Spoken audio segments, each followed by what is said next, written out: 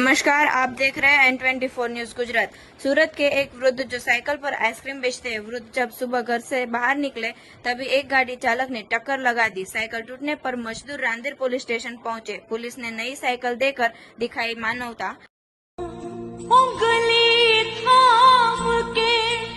जिन बिरवों को हमने दिखाई राह, मात पिता की उनके मन में तनिक नहीं परवाह। मैं बचपन है जिस तरह से गाड़ी से छोटा था, आंसुओं भर नैनों से इनको देखे बागवान, आंसुओं भर।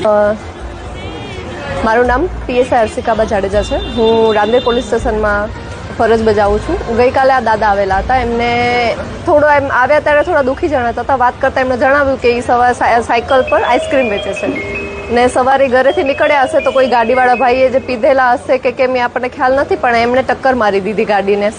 देखते रहिए N24 न्यूज गुजरात, सिर्फ हम तक ही नहीं सब तक।